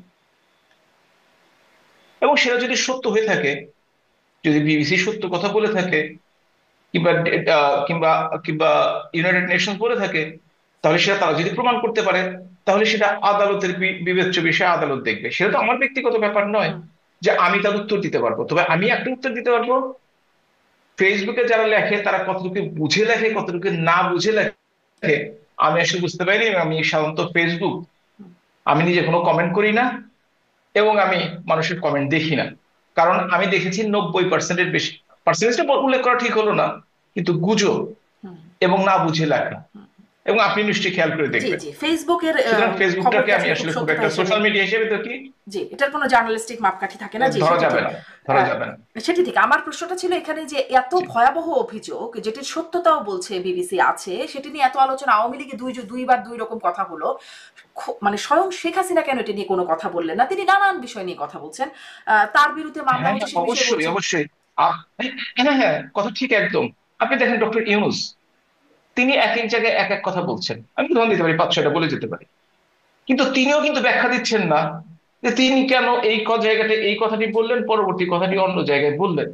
সুতরাং যারা ইম্পর্টেন্ট লোক তারা কিন্তু হয়তোবা এই ব্যাপারগুলো অ্যাভয়েড করার চেষ্টা করেন, আমি জানি না, না জেনেই কথাটি বলছি, হয়তো অ্যাভয়েড করার চেষ্টা করেন, এবং সেটা আমার মতো একজন ক্ষুদ্র মানুষকে জিজ্ঞেস করা বা আমার কাছে উত্তর জি, বের করা মানে এক এক সময় এক আসলে এক কথা সম্ভব বলা, নয়। এটি একটা বিষয়, এটি একটা বিষয়, এটি একটা মানে নেতিবাচক বা সমালোচনা করার মতো বিষয় হতে পারে। আর এরকম একটা অভিযোগ যে দেশের মানুষের উপর লেথাল ওয়েপন ব্যবহারের নির্দেশ দিচ্ছেন খোদ প্রধানমন্ত্রী, তার বিরুদ্ধে যখন এই অভিযোগটা উঠছে এবং যখন সেটি তার দল অস্বীকার করছে, আমার প্রশ্নটা, এটা আমার নিজের প্রশ্ন নিজেই জাগে যে যদি অস্বীকার করার মতো বিষয় হয়, শেখ হাসিনা কেন নিজে বলছেন না যে এটি আসলে ও, সঠিক না, এবং আমি তো যেখানে আমি দুই ভুলে- রকম আমি কথা আমি আসলে আপনার ভুলে দলের গেছিলাম। মধ্যেই চলে আমি আসছে। আসলে ভুলে গিয়েছিলাম, আমি আসলে ভুলে গিয়েছিলাম। আপনি আমাকে মনে করিয়ে দিলেন। আসলে দল থেকে এটা অস্বীকার করা হয়েছে, এবং দল থেকে বলা হয়েছে এটা সত্য নয়। হুম হুম, এআই দিয়ে দল বলা। থেকে তিনি তিনি তো দলের সভাপতি, তার উত্তর তো আপনি পেয়ে গেছেন। দল তার সভাপতির মতামত ছাড়া কোনো কিছু লিখতে পারবে না, বিশেষ করে সভাপতি সম্বন্ধে। সুতরাং এটা তো আপনার মনে আর কোনো প্রশ্ন থাকার হুম। কিন্তু দরকারই নেই, প্রশ্ন আপনি তো থাকার কথা, শুনেছেনই। কারণ এখন সজীবদের সত্য জয় আবার মিথ্যা, কার, তার না তো না, আবার মা, সত্য এবং মিথ্যা, দলেরও সত্য সদস্য তার মাও, তিনি কিনে কেন এটা লিখে দিলেন যে না, সেটা তো উনি উঠিয়ে নিয়েছেন, সেটা তো উঠিয়ে নিয়েছেন দেখলাম আমরা। কিন্তু দল থেকে যদি কোনো বিবৃতি দিতে হয়, এখন তাহলে আদালতের প্রমাণ হবে হুম, এইটা নিয়ে। সুতরাং এটা নিয়ে পুনः জি জি, সেটা নিয়ে আপনাদের কাছে বেশি আলোচনা গুরুত্বপূর্ণ মনে করার হচ্ছে কিছু না, নাই, মানে দলের আদালতে সভাপতি প্রমাণ হিসেবে হওয়ার যদি জায়গাটা তো অনেক অনেক দূরের ব্যাপার। আর আদালতে আসলে যে 21শে আগস্টের মতো ঘটনাও আমরা দেখে ফেলি যে কিছুই হয় না, আবার আবার অনেক কিছুই হয়ে যায়, আবার মামলার, মানে আপনাদের আমলেও আদালতের অনেক কিছু আমরা দেখে, যেটা অনেক কথা বলতাম, আবার আদালত নিয়ে বেশি কথা বলে সেটা আদালত অবমাননাও হয়ে যেত, ভয়ে ভয়ে কথা বলতাম, এখনো হয়তো তাই বলতে হয়। যাই হোক, আদালতের দিকে আর সেদিকে না যাই, আমি একটু এটা একটু জানতে চাই, মানে আওয়ামী লীগের কি কোনো মুখপাত্র আছে? আওয়ামী লীগের মুখপাত্র কি আসলে আছে কি? প্রত্যেকটি দলের সাধারণত মুখপাত্র হচ্ছেন, যদি দলের সভাপতি না হন, সাধারণ সম্পাদক, এটাই স্বাভাবিক নিয়ম। হুম, তো সেই হিসেবে বাংলাদেশ আওয়ামী লীগের যদি কেউ মুখপাত্র হয়ে থাকেন, তাহলে বাংলাদেশ আওয়ামী লীগের সাধারণ সম্পাদকই হওয়ার কথা, এবং সেটাই। এবং এখন পর্যন্ত আওয়ামী লীগ আসলে অন্যভাবে কিছু কিন্তু বলেনি। সুতরাং তর্কের খাতিরে বলে নিতেই হবে যে সাধারণ সম্পাদকই দলের সাধারণ মুখপাত্র। সম্পাদকের মুখপাত্র, আচ্ছা। মানে কারণ সেই যে নির্দেশনার বিষয়ে তো অনেক আলোচনা হয়েছে, তখন দেখছিলাম এক একজন নেতা বিভিন্ন ইন্টারভিউতে কেউ বলছেন যে এরকম বলাটা তো যৌক্তিক, আবার কেউ বলছেন তিনি এটা বলেন নাই, তার প্রমাণ কি হতে পারে, মানে এরকম। এই জন্যই জিজ্ঞাসা করছিলাম যে আসলে কোনো। আপনি কি দুটো ব্যাপার একসাথে করা যাবে না। একটা হচ্ছে আওয়ামী লীগের অফিসিয়াল পেজ থেকে যদি কোনো কিছু আসে, এটা আওয়ামী লীগের অফিসিয়াল ডিক্লারেশন। আর ব্যক্তিগত হিসেবে যত বড় নেতাই হোক না কেন, যাই বলুক না কেন, হুম, সেটা তার ব্যক্তিগত মতামত হতে পারে। কারণ সেই সময় তো তাকে জিজ্ঞেস করা হয়নি যে আপনি দলের পক্ষ থেকে বলছেন না আপনি দলের নেতা হিসেবে ব্যক্তিগতভাবে বলছেন, এটা তো জিজ্ঞেস করা হয়নি সেই সময়। জি। কিন্তু সাধারণভাবে যখন আমরা দলের নেতাদের সাথে কথা বলি, খুব ব্যক্তিগত জায়গা থেকে আলাপচারিতা করি না আর কি, আনুষ্ঠানিক আলাপ আলোচনায় তখন আমরা একটু দলের না না, আমি কিন্তু ওই ব্যক্তিগত বলিনি। হুম, যেমন একটা দলের সিদ্ধান্ত থাকে, সেটা বলা হয় দলের মিটিং এর মাধ্যমে বা কোনোভাবে, কিংবা হুম দলের মুখপাত্র যদি বলেন, সেইটা দলীয় সিদ্ধান্ত। কিন্তু দলীয় সিদ্ধান্তের আলোকে আমাদের নেতারা কথাবার্তা বলেন, সব দলের নেতারাই হুম কথাবার্তা বলেন। কিন্তু সেটাই যে দলের মতামত, সেটা নাও হতে পারে। সেটাই আমি বোঝাতে চেয়েছি। জি ব্যক্তিগত বলতে কারোর সন্তানের খবর, স্ত্রীর জি খবর জি নেওয়ার জি কথা জি বলিনি আমি। স্পষ্ট, মানে তার ব্যক্তিগত ব্যাখ্যা, দলীয় সিদ্ধান্তের বিষয়ে নানান রকম ব্যক্তিগত ব্যাখ্যা হয়তো সেটি। আমি একটু এটি এটি জিজ্ঞাসা করি, আপনি বলছিলেন টেলিগ্রাম গ্রুপে কথা হয়, মানে শেখ হাসিনা নিজেও, আপনাদের নেত্রী শেখ হাসিনা নিজেও কথা বলেন, মানে সবসময় কথা বলেন। একটা গুঞ্জন উঠলে ভারতীয় গণমাধ্যমে এই খবরটা এসেছে, বাংলাদেশ এটা নিয়ে বেশ চর্চিত হয়েছে, যে চাঁদা দিয়ে কথা বলতে হচ্ছে, ওবায়দুল কাদের চাঁদা নিচ্ছেন শেখ হাসিনার সাথে কথা বলিয়ে দেওয়ার জন্য। এরকম কি কিছু আসলে সত্যতা আছে? শুনেন, এই সবকিছু না জানলেও কিছু কিছু জানি দলের ব্যাপার। এবং আপনি যদি যে কথাটি বললেন, এটা আপনি ওই ফেসবুক থেকে বলছেন, না না, এটা কোনো ভারতীয় ভেরিফাইড। গণমাধ্যমে আসছে, এটা আমি আমি বের একটা করে কথা দিই। বলি, আপনার কোনো ভেরিফাইড কোনো সোর্স নাই, আপনি তাকে চ্যালেঞ্জ করে দেখেন। হুম ভারতীয় গণমাধ্যমগুলোতে একটা ব্যাপার আমি খেয়াল করি, বাংলাদেশে যেমন সব, যখন যে দল ক্ষমতায় থাকে, সবগুলো গণমাধ্যম সাধারণত তাদের সাথে একটা সুন্দর সম্পর্ক রেখে তাদের না চটিয়ে কাজকর্ম করে যায়। ভারতে একটা ব্যাপার আমি খেয়াল করেছি গণমাধ্যমগুলোর দিকে তাকিয়ে, যে তারা সরকারে থাকুক বিরোধী দল থাকুক, কিছু স্পেসিফিক অনলাইন মিডিয়া কিংবা টিভি স্টেশন কিংবা প্রিন্ট মিডিয়া, তারা সেই দলকে সমর্থন করে। এটা একটা আমার কাছে অন্যরকম লেগেছে বাংলাদেশের আর তুলনায়। বাকি বাকি মিডিয়াগুলোকে আওয়ামী লীগকে সমর্থন করে। বাকি মিডিয়াগুলো, মানে কিছু কিছু মিডিয়া হচ্ছে যেই দল ক্ষমতায় থাকে সেই দলকে, সেই না দলকে না, সমর্থন আমি করে। আওয়ামী লীগের সমর্থন অসমর্থন কলকাতার কোনো মিডিয়া নিয়ে কোনো আলোচনা করার কিছু নেই, কারণ তারা হয়তো বা তাদের দল কি করে সেই মতামত গুলো দেওয়ার চেষ্টা করে। তারা কিন্তু যে ইন্ডিভিজুয়ালি আওয়ামী লীগের সমর্থন বা কম সমর্থন সেটার দিকে নাই তারা। আচ্ছা, তার বিজেপি মানে কি এই করে, কথাটি, এই তৃণমূল কি কথাটি আপনি করে, জেনে বলছেন যে এরকম কিছু হয় না?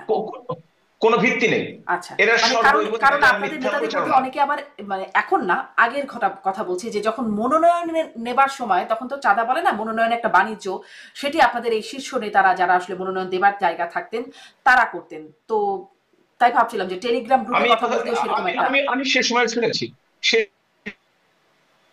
সময় শুনেছি, এবং সেটা যে একবারে ঘটে নাই সেটা আমি অস্বীকার করবো না।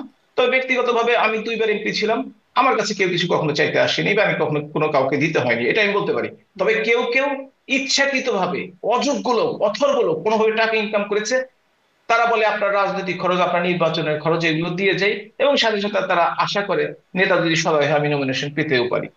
এইটা যে দেয় সে অপরাধী, যে নেয় সে অপরাধী, জি দুইজনেরই বিচার হওয়া জি, দরকার। সেরকম অপরাধের কথা শুনেছি বলেই আসলে টেলিগ্রাম গ্রুপে এবং এরকম সেটা কোনো। শুধু আওয়ামী লীগের ক্ষেত্রে কিন্তু কথাটা বলে শুনলেন আপনি, হুম, সেটা কিন্তু বিএনপির ব্যাপারেও শুনেছেন, হ্যাঁ, জাতীয় পার্টির জি, ব্যাপারে শুনেছেন। বিএনপির ব্যাপারেও এখন শুনেছি, মনোনয়ন আপনি বাণিজ্যের যে ব্যাপারে নুরুর দল, শুনেছি। কি যেন একটা নাম, ভিপি নুরুর দল, সে দলও নাকি এই কাজ করছে, তার প্রকাশ্যে গত সপ্তাহে শুনলাম। এনসিপি তো করেই যাচ্ছে। সুতরাং আপনি বাংলাদেশের রাজনৈতিক পরিপ্রেক্ষিতে এই ঘটনাগুলি আসলে এভাবেই ঘটছে। অনেক সময় হয়ে যাচ্ছে কথা বলছি, একটু আরো কিছু বিষয় আছে যে শুনছিলাম, গেল 26 তারিখে শেখ হাসিনার সাথে ভারতে আওয়ামী লীগের বেশ সিনিয়র নেতাদের একটা বৈঠক হয়েছে, এরকমটা কি আসলে হয়েছে কি? কথাটা সত্য। কথাটা সত্য? সেই বৈঠকে কি হয়েছে বা কারা ছিলেন? আমি দেখছিলাম ওবায়দুল কাদের, হাসান মাহমুদ তারা ছিলেন, আর কেউ ছিলেন কিনা, বা কি ধরনের কথা হয়েছে? আপনি যে যে নামগুলো বলছেন এগুলো আসলে গুজব। আচ্ছা, জি, একটু স্পষ্ট করবেন। আমি নামগুলো বলতে চাচ্ছি না, তবে এই ধরনের গুজবে বিশ্বাস করবেন না। আচ্ছা, আপনারা যদি আমি বলেন তাহলে আপনাকে, তো আমি নিশ্চয়ই দায়িত্ব নিয়ে গুজবটা। বলছি, এই দুইজন ছিলেন না। আচ্ছা, আমি দায়িত্ব নিয়ে বলছি। হ্যাঁ, মানে কারা ছিলেন সেটি বলা যাবে না, এটি গোপন কোনো বৈঠক। গোপন গোপন কোনো না, প্রকাশ্যে বৈঠক। আমি যেহেতু ছিলাম না, তারা হয়তো মনে করতে পারে তাদের নাম আমি ডিসক্লোজ করলাম কেন। সুতরাং তাদের পারমিশন নিয়ে আমি তাদের নামগুলো ডিসক্লোজ করতে পারি, তাদের পারমিশন আগে আমি করতে পারবো। কি আলোচনা হয়েছে সেটি কি আপনি জেনেছেন, শুনেছেন, কোনো নির্দেশনা বা সিদ্ধান্ত হয়েছে কিনা? ওভারঅল আমরা শুনেছি যে সাংগঠনিক আলোচনা হয়েছে, হুম এবং এই সংগঠনকে কিভাবে আরো আহ, আহ, কিভাবে সুন্দর করে চালানো যায় এগুলো নিয়ে আলোচনা হয়েছে। এর বাইরে কোনো আলোচনা হয়েছে আমি শুনিনি। হুম। আপনি বলছিলেন যে 26-এর, মানে আরো নির্বাচনের আরো 6 মাসের উপরে বাকি আছে, সেই সময় নৌকা মার্কাও সেই নির্বাচনে থাকবে এবং আপনাদের শুরুতেই সেই বিষয় দিয়ে শুরু করছিলেন। সেই জন্য আপনারা এখন মানে এই 1 বছর ধরে কি করলেন? সম্প্রতি একটা খবর দেখতে পাচ্ছি, দেশীয় গণমাধ্যমগুলোতে আসছে যে সেনাবাহিনীর একজন মেজর, সাদিক নামের একজন মেজর, তিনি আওয়ামী লীগের ক্যাডারদের ট্রেনিং দিচ্ছেন।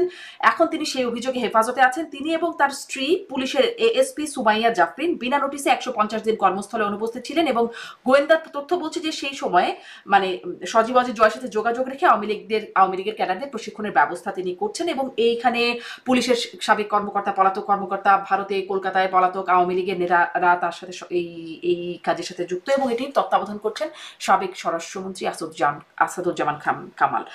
এটির বিষয়ে আপনি জানেন কি, বা যারা আসলে? আমি সত্যিকার অর্থে এই অন্তর্বর্তীকালীন সরকারের অযোগ্যতা অথর্ব একটি সরকার, যে সরকারের একজন মেজর পর্যায়ের সামরিক কর্মকর্তা 150 দিন অনুপস্থিত থাকেন, একজন সুপারিনটেন্ডেন্ট অফ পুলিশ 150 দিন অনুপস্থিত, তারা কোথায় থাকে এই খবরটি রাখতে পারে না। এই সরকারের ক্ষমতায় থাকার কোনো অধিকার নাই। রাখছেন আপনি তো, চিন্তা তাদেরকে করে ধরছেন দেখেন, তো, ধরে এখন এটা জানছেন যে আপনারা এত 150 দিন অনুপস্থিত থাকার পরে ধরলেন। আপনি বলছেন তারা ট্রেনিং দিচ্ছে, আপনি বলছেন তারা তাদেরকে মিটিং করছেন। গোয়েন্দা সংস্থা কই ছিলেন আপনারা? বাংলাদেশে তো গোয়েন্দা সংস্থার কম নেই, আর গোয়েন্দা সংস্থার সদস্য সংখ্যারও কম নেই। এবং আপনি একটা কথা চিন্তা করে দেখেন, যেখানে আওয়ামী লীগের 10 জনের মিছিল হলে ওই এলাকা থেকে 50 জন গ্রেপ্তার হয়ে যায়, আওয়ামী লীগের 5 মিনিটের মিছিল হলে পুলিশ ধাওয়া করে, সেইখানে 200-300, আপনি বলেননি 200, আমি বলি মিটিং যখন 200-300 লোকই হওয়ার কথা, তারা মিটিং করলো দিনের পর দিন, ট্রেনিং নিল দিনের পর দিন, তাদেরকে কেন ধরা হলো না? আওয়ামী লীগের কোথাও মিটিং হয়েছে, এনসিপি বৈষম্য বিরোধী নাম দিয়ে তারা ঘেরাও করে। ঢাকা শহরে মিটিং হলো, পত্রিকায় দেখেছি, বসুন্ধরা মিটিং হয়েছে, যেখানে এনসিপির সক্রিয় অবস্থান, অনেকগুলো বেসরকারি ইউনিভার্সিটি আছে, তারা কেন ধরলো না? এটা কি কোনো নাটক? এটা কি কোনো না, একটা ধরুন আর সেখানে একটা গেম গোয়েন্দা খেলার ব্যর্থতার চেষ্টা কথা করা হচ্ছে বলতেই পারেন মানে গোয়েন্দা ব্যর্থতার মানে ব্যর্থতার কারণে সরকারের অযোগ্য বলছেন। আপনাদেরও তো গোয়েন্দা ব্যর্থতার কারণে আপনারা জানলেন না যে কিভাবে আপনাদের মানে জঙ্গিদের আন্দোলন হলো বা জঙ্গিরা মুভমেন্ট করলেন, কিভাবে কিভাবে বিশ্বাসঘাতকতা, দেশি বিদেশি ষড়যন্ত্র, আপনারাও তো ঠিক সেই সময় ফিগার আউট করে উঠতে পারলেন না, আপনি যেটা তার বলছেন। মানে কি যে এই সরকারও টলমল অবস্থায় আছে, যে কোনো সময় চলে যাবে? আপনার কথা শুনে তাই মনে হচ্ছে যে আমরা যদি ওই গোয়েন্দা অযোগ্যতার কারণে দেশ ছাড়তে হয়, হুম। তাহলে এই সরকারের কি ওই একই কারণে তাদেরকে খুব তাড়াতাড়ি দেশ ছাড়তে হবে? মাহফুজ আলম তো 11-এর পদধ্বনি শুনতে পাচ্ছেন। উনি হয়তো নাট্যকার মানুষ, মানে সাংস্কৃতিক মনা মানুষ কিনা জানি না, দায়টাই দেখি, হয়তো বা পদধ্বনি শুনে যে পায়ের আওয়াজ পাওয়া যায় এই ধরনের কথাবার্তা লিখেছেন। তো উনি কি শুনেছেন, ওনার কাছ থেকে শুনতে হবে, আমরা বলতে পারবো না। বিশ্বাস করেন, ব্যক্তিগতভাবে তাকে আমি চিনি না, কোনোদিন দেখিও না উপদেষ্টা হওয়ার আগে। আচ্ছা, মানে কিন্তু গোয়েন্দা ব্যর্থতার কথা বলছেন, কিন্তু এরকম কিছু হয়েছে কিনা? গোয়েন্দা ব্যর্থতা আছে ধরে নিলাম, এরকম কিছু হয়েছে কিনা আওয়ামী লীগের একজন এইটা তো সদস্য হিসাবে বা? এইটা তো সরকারের পক্ষ থেকে আরো ক্লিয়ারিফিকেশন দেওয়া উচিত। সেটির তদন্ত হচ্ছে বলে একজন জানছি। যদি এই ধরনের, একজন সার্ভিং অফিসার, একজন না 2 জন সার্ভিং অফিসার যদি এই ধরনের কাজ করে থাকে, তাহলে তো তাদের ডিপার্টমেন্ট এবং তাদের বাংলাদেশের প্রচলিত আইন অনুযায়ী তাকে আইনের আওতায় আনার কথা। আজকে পর্যন্ত তো তাকে তো আমি কোনো কোর্টে নিতে দেখি নাই। কোনো একজনকে অ্যারেস্ট করলে 24 ঘন্টার মধ্যে যদি থানায় হাজির না করা হয়, এইটা মানবতা বিরোধী অধিকার, জি, যেটা সেসব অপরাধের ইন্টারন্যাশনাল কথা হিউম্যান বলেন রাইট। আর বলে না কি না হবে না জানাব না হাবিবে না মিল্লাত, না মানে না সেগুলোর দাবি দেওয়া তো কোনো আমলেই আমরা খুব কথা বলে বলে না না সেগুলো না কোনো। তাহলে সরকার পরিবর্তন কেন হলো? জি, আপনার সেটাই কাছে হয়তো আমি 20 মানুষের বার আশাভঙ্গ প্রশ্ন হতে করলাম। পারে, সেই বিষয়ে হয়তো হতে পারে। এখন অনেকেই আশাভঙ্গের বলছেন, 1 বছর তো হয়ে গেছে। অনেকেই সেটি বলছেন, কিন্তু আমি আসলে আপনার কাছে জানতে চাচ্ছিলাম যে আপনাদের দলের ভিতরে নেতাকর্মীরা ভারতে যারা আছেন তাদের মধ্যে এটা হচ্ছে, আলোচনা হচ্ছে বা তারা সম্পৃক্ত আছেন, পুলিশের সাবেক কর্মকর্তা, সাবেক স্বরাষ্ট্রমন্ত্রী, আমি আপনি এই বিষয়ে আমি জানেন আমি কিনা? আমি আমি সেটা খবরের কাগজে দেখেছি কয়েকদিন আগে, হুম। এবং একটা ফেসবুকে বেশ বড় স্ট্যাটাস দেখলাম, একজন আমাকে পাঠিয়েছে, হোয়াটসঅ্যাপে দেখি যে লেখা আছে কবে গ্রেপ্তার হয়েছে, কি হয়েছে। ও আচ্ছা, তাই নাকি? আমার মনে সন্দেহ হলো যে আওয়ামী লীগ 10 জনের মিছিল করতে পারে না বাংলাদেশে, তার বিরুদ্ধে পুলিশ, র্যাব সব নেমে যায়, হুম। সেইখানে মাসের পর মাস ধরে মিটিং করবে। 150 দিন মানে হচ্ছে 5 মাস। এটাও কি বাংলাদেশে সম্ভব? আর এটা যদি সম্ভব হয়, তাহলে সরকারের জন্য আসলে তাদের বিদায়ের ঘন্টা বাজছে, পদধ্বনি শুনতে ঠিকই পাচ্ছে সে। বিদায়ের ঘন্টার পদধ্বনি। জি। আপনারা একটু আপনাদের সামনের পরিকল্পনা শেষ করব। আপনি আপনি কি একটু সামনে আপনাদের আপনি বলছিলেন ৬ মাস এর বেশি সময় আছে, তারপরে নির্বাচন, তখন নৌকা মার্কা থাকবে। আপনাদের সামনের পরিকল্পনা কি আ নানান গ্রুপে আলোচনা হয়, মানে আপনাদের নিজস্ব গ্রুপগুলোর মধ্যে আলোচনা হয়। সেখান থেকে আপনি একটু বলতে পারেন যে আপনাদের কেমন পরিকল্পনা হচ্ছে? অবশ্যই পরিকল্পনা হচ্ছে, আমাদের অবশ্যই দীর্ঘদিন ক্ষমতায় থাকার কারণে আমাদের কিছু ভুল দ্রষ্টুটি ছিল, সেগুলো কাটিয়ে উঠে যে আওয়ামী লীগ ৭৬ বছরের দল বাংলাদেশের প্রত্যেকটি গণতান্ত্রিক আন্দোলনে নেতৃত্ব দিয়েছে, বাংলাদেশের মহান মুক্তিযুদ্ধে নেতৃত্ব দিয়েছে, বাংলাদেশকে স্বাধীন করেছে সারা বাংলাদেশের জনগণকে সাথে নিয়ে, সেই দলটি আবারও ফিরে আসবে জনগণের কাছে। হুম। জনগণ যদি চায় তারা নির্বাচিত হবে, জনগণ না চাইলে তারা থাকবে না। এই আলোচনাগুলো বারবার আমাদের মধ্যে হয়। জি, মানে সেই আসলে ফিরে আসার আ মানে সেই পরিকল্পনাটিকে, সেটিই আমি জানতে চাচ্ছিলাম। একটা ফিরে বিষয় আসা কিন্তু মিস নির্ধারণ করে করে। ফেলেছি, মানে জনাব সজীব ওয়াজেদ জয় সম্পর্কে কথা বলছিলাম। সেখানে তিনি কদিন আগে ভারতে শেখ হাসিনার সাথে দেখা করেছেন, তার মায়ের সাথে দেখা করেছেন। বেশ নিরিবিলিভাবেই দেখা করেছেন। সম্ভবত ৭ দিনের মতো সময় তিনি ছিলেনও সেখানে। অনেক আলোচনা হয়েছে। কোনো বিশেষ আলোচনা হয়েছে কিনা সেই বিষয়ে কোনো জানাশোনা আছে কি? আপনি একটু আগে বলছিলেন যে ছেলে মায়ের সম্বন্ধে মন্তব্য করেছে, সেটা তো ঠিক হওয়া দরকার। মা ছেলে যখন একসাথে কথা বলে, তখন কি বাইরের লোকের জানার সেই সুযোগটি আছে? না, এবং সেটা তিনি তো যে আছে। এসেছেন, শুধু তিনি মা তার সাথে ছেলেই দেখা নন। দেখা করেন আসলে নাই একটি কার বড় সাথে? দলের একটা বড় দলের সভাপতি এবং প্রধান। আম প্রধান। হ্যাঁ। বলা হচ্ছে ভবিষ্যৎ উত্তরাধিকারী। এই গুজবটা বা এই গুঞ্জন, গুজব বলবো না, গুঞ্জনটাও চাউর হয়েছে। এজন্যই বিশেষ করে, সেটি তো আপনাদের জানার কথা। এরকম কিছু জানেন কিনা? আমরা জেনেছি পত্রিকার মাধ্যমে চলে যাওয়ার পরে যে তিনি দিল্লিতে এসেছিলেন। এবং আপনি জানেন যে এই প্রথম কিন্তু এই যে ৬ জন নেতার সাথে দেখা করলেন, হুম। এর আগে কিন্তু কোন নেতার সাথে এই বছরের 11.5 মাসের পরে, আরো পরে, হুম। প্রায় 12 মাসের কাছাকাছি সময়। সুতরাং যে সময়টিতে উনি এসেছিলেন সেই সময়টিতে কারো যাওয়ার বা কারো দেখা করার কোনো সুযোগ ছিল না। বা কি আলোচনা হয়েছে সেটিও জানবার সুযোগ হয়নি। কোনো জানবার সুযোগ হয়নি, কারোই ভবিষ্যৎ হয়নি। নেতৃত্বে আসছেন জয়, এরকম একটা খবরও আসছে। সেটির কি কোনো শুনেছেন কিনা বা জানেন কিনা? মাননীয় প্রধানমন্ত্রী জননেত্রী শেখ হাসিনা বলেছেন, বাংলাদেশ আওয়ামী লীগের সম্মেলনে কাউন্সিলররা যাকে নির্বাচিত করবে তিনি দায়িত্বে আসবেন। আচ্ছা। কদিন আগে আমার অনুষ্ঠানেই